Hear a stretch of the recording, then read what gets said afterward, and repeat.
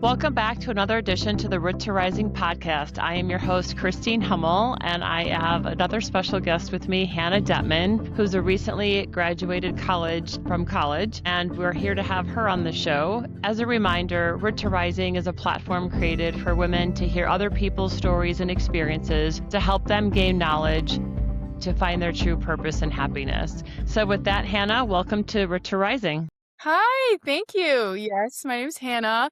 I graduated college in May of 2025, and I'm currently a nanny, and I'm excited to get into everything. So you recently graduated last year. Where'd you graduate from, and what was your major? I graduated from the University of Tennessee, and I loved it. And my major was English, and I had a minor in secondary education. Awesome. So when you were in high school, how did you decide that you were going to major in that with college? And then also, how did you decide where to go to college? Well, in high school, I wasn't the best student when it came to things like math and science. That just was not how my brain was working. And those were areas I had to work a lot harder to maintain with my classmates, in all honesty. And when it came to English, it was just very smooth sailing for me. When I was a kid, I loved I had a diary and I loved writing in my journal and I loved self-expression in that way. And I realized a lot of that could come out in English classes. And it was hard for me. I originally went to school as elementary education major, and I quickly realized, actually, I think I want to be really focused on English instead and switch my minor to secondary education, which means I could be a English high school teacher. Mm-hmm. And I quickly fell in love with being an English major, and I really have no regrets. I loved all my classes. I really loved everything I learned, and it was an experience I'm really grateful for. And I chose Tennessee because I have a sister 2 years older than me, and we visited a lot of colleges together as a family, and when I visited colleges for her, I loved Tennessee, and when it came to applying to colleges, I was like, "I'll apply, and if I make it, I'll go there, and if I don't, I won't." And I made it, so I went there. Awesome. So Tennessee being a little bit farther from Illinois, it's about what, 5 or 6 hours. So what gave you the confidence to feel like you could go 5 or 6 hours from home, try a new state, and do something different? Like what inside you motivated you to do that and gave you the confidence? What gave me the confidence was watching people I was close with doing it. Like I said, my sister went far. I was really close with Grace Carlson growing up, and she also went to Tennessee, and she went far. And a lot of my close friends went far, like Ellie was going to Alabama. And if I'm being honest, the confidence was faked until I believed it. It was probably the most anxious I've ever been in my life was the summer before college. And I faked the confidence. When someone asked me how I was feeling, I would say I was super excited and all this stuff until eventually I was there and I started to believe it. But it was faked. I was terrified, and I'm really proud that I did it. And yeah, So fake it. I always say fake it till you make it. So yeah. how did you fake it though? Like a lot of people could fake it or they can try to fake it and then they don't go because they're too nervous or they get there and they're too homesick, right? And so what kept pushing you to fake it, like and to get through it, like knowing it was just anxiety, that it was something different? Think experiences slowly helped me think to myself, okay, I'm in the right spot. I'm where I'm meant to be. I'm a big believer in everything happens for a reason. I believe in karma. I'm very spiritual. I believe in yeah, faking it till you make it. I believe in manifesting for myself. And I remember because at Tennessee you rush right away before school even starts. Oh my goodness. There's 13 houses I'm walking in, and I'm terrified because 'cause I'm not Southern. I didn't do any research going into it, and I'm really thankful because I got a house I was really interested in, and I think that was probably the biggest, "I can do this" moment when I went through, like, 7 days of rush, and I did it, and I kept showing up, and I kept waking up, and I kept getting ready and going, and I think I remember, bid day, looking around at all these people that I would soon, get to know really well. And that's kind of a moment where I was like, "I can do this," and I put on, even a braver face, and that just kept growing. I remember, the first day of school, I was terrified, and I found all my classes, and I did it, and I went to bed like, "Man, I did that." And the next day, it's, the first, game day, and I'm like, "I don't know what to wear," and then I go and I wear it and I do it. Things like that, like, slowly helped make the place feel like home, which made the confidence turn from being, like, faked to real, and I think the reason why I did it was, like, the memories I was making and the connections I was making. That's awesome. So, when you were rushing, do you think it's better to know what's coming ahead? Like, if you would have researched it and you would have watched all the videos, would it be better that way? Or was it better that you kind of didn't know and you just took it day by day and showed up for yourself? I think it depends on the person. I think that I didn't do the research enough because I didn't care to know the top houses and stuff like that. I didn't care to know what you're supposed to wear. Obviously, like, the dress code is one thing, but I wasn't getting, like, outfit inspiration. I was doing it all up in here myself. And I think it was a good thing for me because I was really happy where I ended up, and I was really happy with the friendships that I made all 4 years that are, like, still my best friends. I was fine going into it blind because that's how my brain works, and I think that if I went into it knowing things, it honestly probably would've made me even more nervous, especially because I know, like, Rush is crazy on, like, social media, and I know they did that, like, documentary for Alabama, and if I had watched that stuff, I would've been terrified, Yeah. but not knowing So, it made it easier for me. yeah. So what advice, it's June and there's a lot of girls getting ready to rush at their college of choice in August. What advice would you give anyone, no matter what school they're going to, Tennessee, Alabama, or any other school to rush? What advice would you give them, just even if they're anxious, nervous, or just general advice on how they should show up? It might be basic in general, but really truly being authentic to yourself. Not even just being yourself, but showing up how you want to show up, presenting yourself as the best version of yourself. I think that college, all you want to do is grow as a person and in life. Every day you want to wake up a better version of yourself. You don't want to wake up a better version or a version of someone else because that's not you. So once you realize that, I think that these are people you're gonna be spending a lot of time with and making a lot of memories with, so you would be doing yourself a disservice if you walked in wanting to present yourself a certain way because you can only fake things for what? Scientifically 3 months, I think. So, that would be short-lived. Yeah. So what about the girls? What would advice you'd be? I know a lot of girls get attached to a house or they know someone that's in a house and they really want that house and that house doesn't ask them back. Like what's your kind of words of advice or your perspective on that if a house doesn't ask you back, how should they handle it and move forward? Not everything is a reflection of yourself. I think it's, like, the same as relationships. If, like, a house doesn't ask you back, it has nothing to do with you and everything to do with them, and that doesn't even necessarily mean in a negative connotation. Coming from someone that's been in, like, both positions, rushing and rushing other people, I made connections with girls that I loved so much, but I was like, "I see you in another house." I got to Mm, let the bird fly, and yeah. and sit within yourself and think about they're doing me a favor, even though it's heartbreaking and feel your emotions, and you're allowed to be upset over a house. You're allowed to be upset over rushing 100%, but experience it completely throughout. Don't drop the process. Don't drop your house just because it's one you might have not wanted, because I promise that everything happens for a reason and you're where you're meant to be all the time. And if you like continuously tell yourself that over and over again, you'll believe it. Yeah, and a lot of times, what you go into might be different how you come out of it. You might want one thing or you think you want one thing, and it has to be mutual. The house has to want Yeah. you and you have to want the house. Like you don't want to force it because then to your point, you'll never fit in. So yeah, I think a lot of girls listening, it's a tough process, but it's a mutual connection that at the end where you land, 99% of the time is the right fit for you. So I think that's great advice, Hannah. So let's go back. So you went to Tennessee in college, and it sounds like you faked it, but then you got to be super comfortable in your surroundings. So walk us through a little bit, your college experience, and then when you graduated, what you had in mind to do right out of college when you had graduated. Awesome. Okay. My college experience was the high highs and the low lows, you know? And I had a lot of fun. I stepped out of my shell a lot. Like, for example, being an English major, I was really different than a lot of my friends in different classes and stuff. So I like talking about my experiences in the classes because a lot of people don't experience that. Like, for example, I focused on creative writing. So I was in a lot of like poetry classes, which was like my personal thing.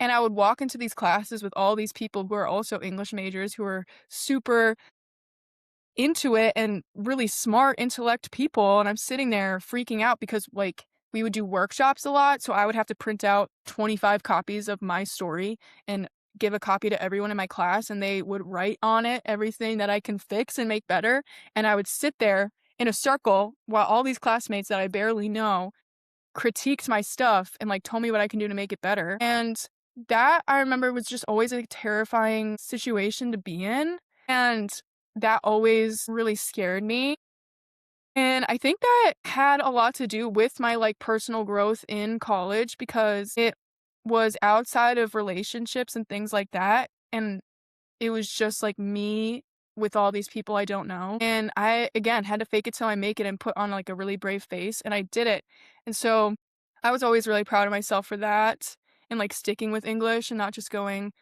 to another major that I maybe didn't love, but maybe I found it easier. So that definitely helped my experience growing as a person throughout college. I also maintaining friendships throughout everything that's going on at that phase of your life is a huge thing. And something that I have always that's always been really important to me. I always say like my greatest Mhm. accomplishment in my life is like the people in it. And I nurture those like relationships as much as I can at this age. And everyone doing different things and living different places. So college really taught me to how to do that because I would have a friend that is 20 minutes away and I don't have a car, like, how am I gonna see them? And putting in the work, like, really teaches you what and how this works for you, for your future relationships, so I think that also really helped, that was a big part. And leaving college was a lot for me, I was one of those people that took graduating really hard. It was really hard, and it was hard for a while. I mean, like, I went from being in Tennessee, surrounded by my friends, living with my friends, like, moving home, Mhm. and not having a job, and applying to places and getting denied, and that was really frustrating because I wanted to go into publishing and things like that, copyright and stuff, but I also felt like I didn't know much about it, so I also felt like I couldn't fill these shoes, and then I was really worried about not having a job for a few months, and I was outside, and it's my next door neighbors actually that were like, "We really need someone to watch our kids all day." We have 4 of 'em, and my parents were like, "Hannah can do it," and so I was like, "Sure, I can do it," and then that's how I started nannying. That's crazy. So, to go back a little bit when you were in college, why were you scared or why were you sad about graduating? Was it more leaving your friends in the state, or did you think that you didn't know, like, what was coming and how to prepare for what's next? It was both, it was everything, like, I felt like I had just spent the past 4 years of my life building a life for myself, completely for myself.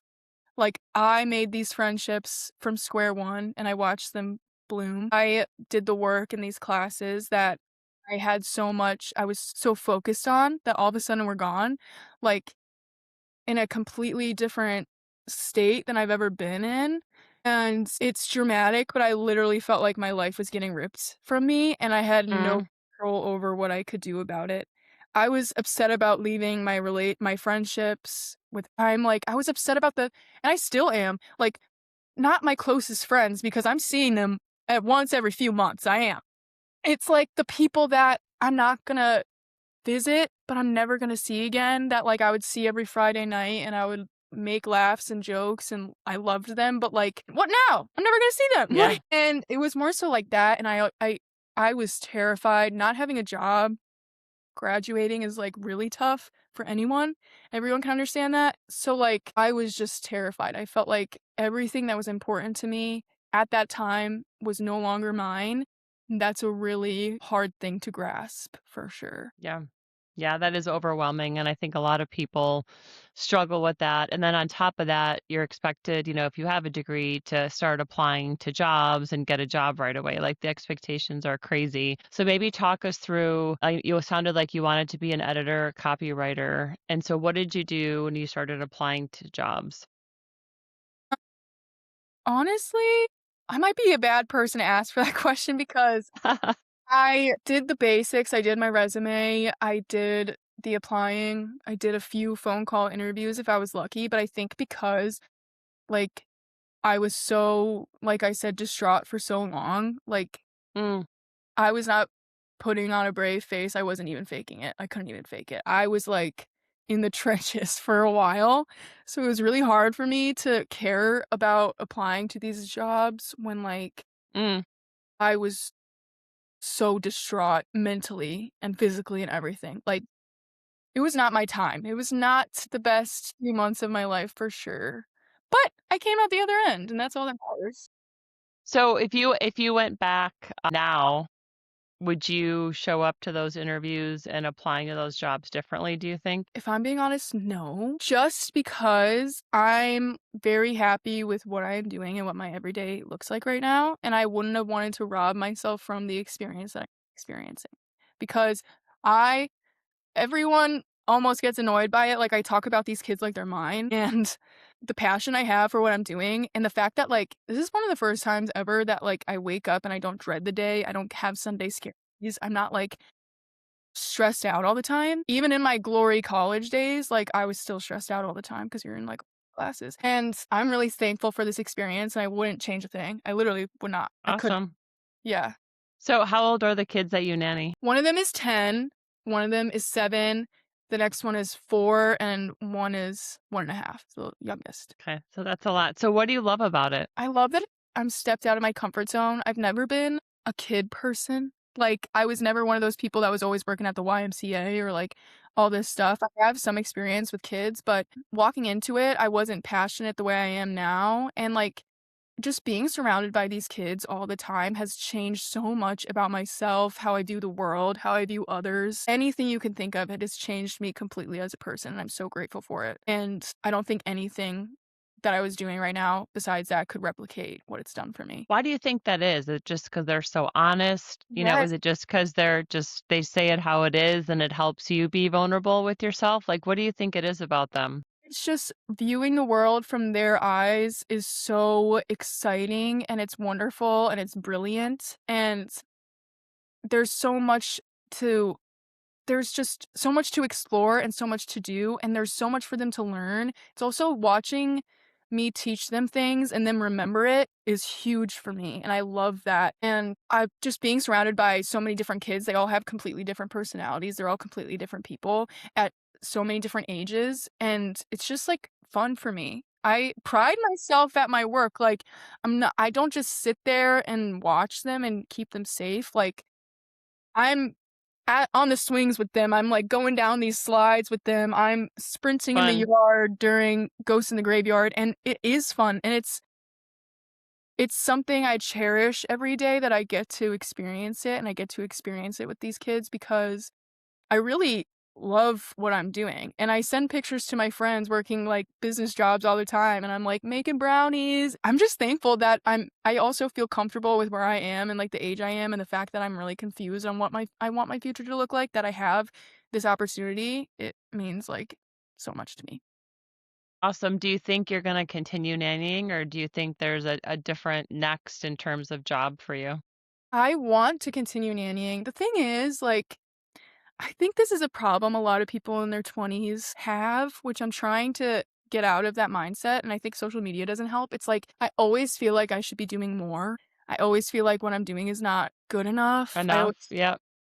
And I would love to continue nannying until I eventually have my own kids and then figure out what I want to do there. But that would be a dream of mine, but then I also always am like, "Well, this person's so accomplished and this person's already associate," whatever that means. I'm like, "I don't know, good for them." I just feel like I'm always comparing myself to other people who have real jobs, even though what I'm doing is just as much of a job, but I don't know. I would in my dream world, yes, I would continue nannying.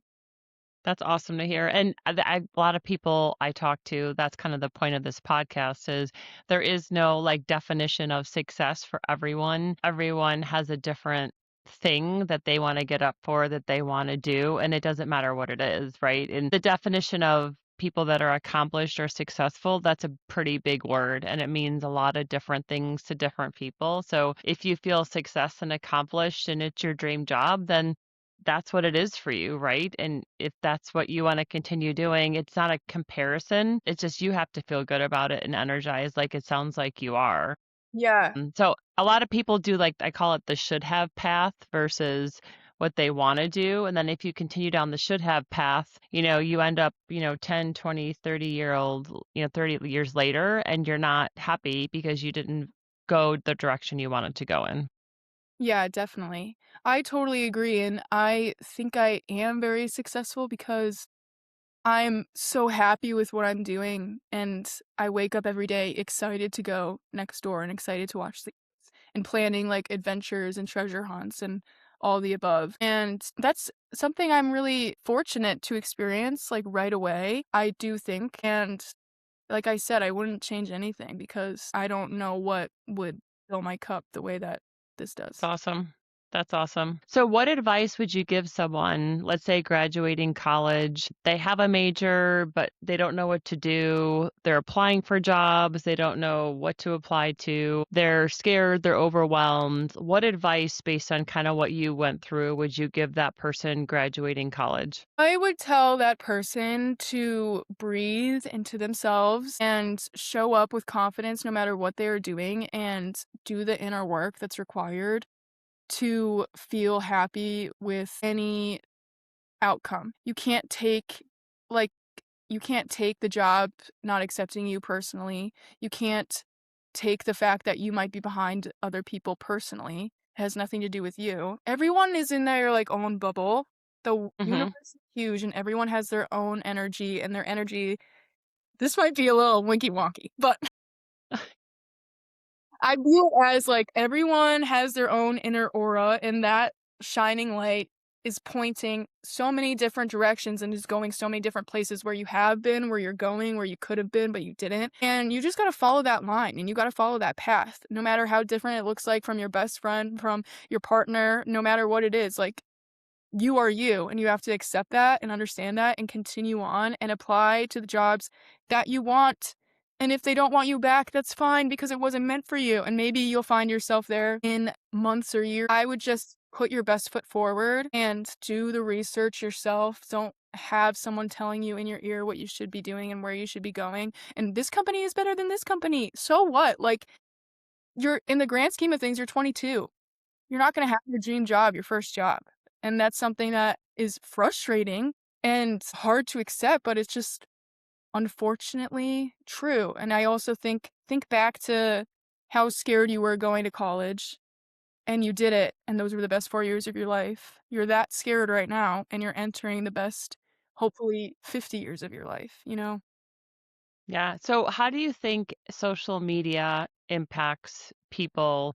Like you talked about it a little bit in terms of you see all these people being quote unquote successful, all the, accomplished people. How do you, or what advice do you give someone not to compare yourself to social media? Because we all know what we see isn't the reality of actually what's happening. But it's all over. You experienced it.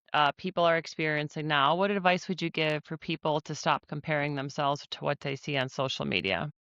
My best advice I would give someone in that position where they're really feeling like social media is having a big impact on them is to delete the social media and do the inner work where you are able to look at someone's highlight reel of their life and not want to, like, break down and cry because it doesn't look like yours. And maybe that's harsh, but it's like you can't heal in that environment. How are you bettering yourself is if every single time you open up Instagram, you're seeing these pictures that make you really upset and you continue to do it over and over again every single day. Like, you can't better yourself or the situation while continuing that. Clearly something's got to change. So, I would remove all the toxicity apps and maybe, like, go for a walk. Like, Yeah. remove the app and go for a long 2-hour walk and listen to, like, either music you love or, like, classical music, and look at the trees and sit in the grass and, like, ground yourself and realize, "Wait, like, why," and do the inner work. "Why am I upset when I view this? Why? I know it's a highlight reel. I wouldn't even wanna be there. It's like a concert of someone you don't even like, and you're like, "I wouldn't even wanna be there. Why am I so upset that they are there and do that. Yeah, and a lot of times you don't have time to figure out who you are if you're watching other people's reel. So For take a sure. hot minute and just spend time making your own reel in your own brain. Because again, going back to what we were talking about, someone's reel isn't going to make you happy. Like your own reel is what's going to make you happy. So take time instead of having FOMO, right? Figure out what makes you happy and you don't need social media to do that to your point. That's Definitely. all having like inner thoughts and inner conversations and taking time for yourself, no matter how you do that. Going for a walk, reading a book, doing yoga, however you think about that, right? So I think that's important for people to hear. Huge, yeah. And I think like a sense of self is huge, kind of like what you were talking about. How are you gonna know who you are if you're watching other people's like light reels? And I think having a strong sense of self is the key to everything in life. I've always been myself, like seen me grow up, like I've always had a strong sense of self, and that was just something that I'm thankful that was like built in me and something like I thankfully never let go of while growing up and while on these highlight reels. But sometimes, like, people struggling with a sense of self can 100% be because, like, our generation has been on Instagram since, like, 5th grade. Right. So, I really do think, yeah, stripping it back and going back to the bare minimum and, like, even, like, looking at your closet and being like, "Do I like this, or did I buy it because this person I like Yep. is wearing it?" And starting Right. with something small can skyrocket everything for you. And Yeah. I think it's important to work on those things at 23 rather than living in this shell. You gotta let go of the shell. Get out of the shell. Agreed. And I will say that what makes you happy today and what gives you energy today, that may look different tomorrow, and that's okay. Like what someone decides in this moment, like you made a comment, nannying works for you today. You don't know 5, 10 years from now if that evolves into something different. And no one has to have this linear chronological path to follow all these next steps. So it's okay to be a different person whenever you want to be a different person. It's okay to go after a different job, do something different. It doesn't have to be the same thing all the time or this linear path to get to that point. So, allowing yourself, which you commented on, just to go on whatever journey at that moment you feel, that you need to take. I completely agree with what you mean. It's like you don't have to put yourself in this box that you made for yourself. It's like, okay, step 1, you now have a strong sense of self. Cool. But like that was yourself 2 weeks ago. What's how are you going to show up today? What face are you going to have on today? And the thing people have to understand is it's okay if it's different. If That's anything, right. it's we're humans, we're not robots. It's not That's robotic. right. Our That's passions right. can change, our hobbies can change, our feelings can change, and that's a good thing. That's Yeah. all you can ask for. So, if you were to go back in time in high school or college, would you do anything different in terms of what you did in either high school or college? I can't even think back to high school. That like You blocked that out already at 23? I out, but I don't know. When it comes down to it, like showing up and doing things for myself and not other people, like especially when it comes to high school, I feel like everyone in high school just like wants to be liked and wants to do these things. I would show up to like a friend gathering and like stress out, is everyone gonna like me? Versus now I would walk into the room and say, Am I gonna like them?" And I think that's a huge thing. Everyone's like, are they gonna like me? I hope they like me. And I still struggle with this all the time. Like I'm human and I'm 23. So, but what that little change can do like so much to you as a person walking in and having like different mindsets. So honestly, I would change that. But like I said, I feel like everyone has their path, everyone has their color, and like it's like the butterfly effect. I can't go back and change these things for a reason, and I just have to let that go and think, okay, I can't. So Yeah. And would any advice you give in terms of the confidence part? So faking it till you're making it or walking up or walking in and just showing up as who you are, that does take confidence. And my perspective is there's only one person in the world that can give you confidence, and that's yourself. No one else gives you that confidence. Like that's something that you put on yourself. So what piece of advice would you give, women that are listening what they can do for themselves to give themselves their own confidence? I personally think the second I stopped thinking about my confidence level, and the second I started thinking about what I want to do to change myself to like me for me, is when my confidence skyrocketed. I feel like growing up, I was constantly like told, like, you need to be confident, especially growing up as a dancer. That was like a huge thing, like, be confident on stage, be confident doing this. And I used to be like, how do I be confident? Like, how? What do you mean? Like, and the second I stopped thinking about my confidence level and I started thinking about, oh, this person, they were right. And that was on me. And I don't like how I showed up like that. Or I should have put more effort into this homework assignment because now I'm upset at myself. And like, if a better version of me was to do that better, I would feel better about it. And once I started applying it and applying the things I've learned every single day and applying what I want myself to be, I became confident because I was finally that person I knew I always was inside, but for some reason I couldn't get there with time, with experiences, etc. But I think when you're thinking about confidence as a thing, it can be really daunting. And what I said, I literally was like, what is that? But it just is something that grows once you work on yourself. And I think that is a huge, important step that people sometimes miss. No, I love that. I think that's great advice for everyone to hear. So, Hannah, thank you so much for sharing your story. I love to hear kind of how you evolved from going to Tennessee as an English major and now finding your happiness and your passion in nannying. So, thanks for being on Root to Rising. Yay! Thank you for having me. I had a great time. Good. And as a reminder, Root to Rising, this is Christine Hummel, a platform created for women to share their stories and experiences to find their true happiness and find their true purpose. See you all next time.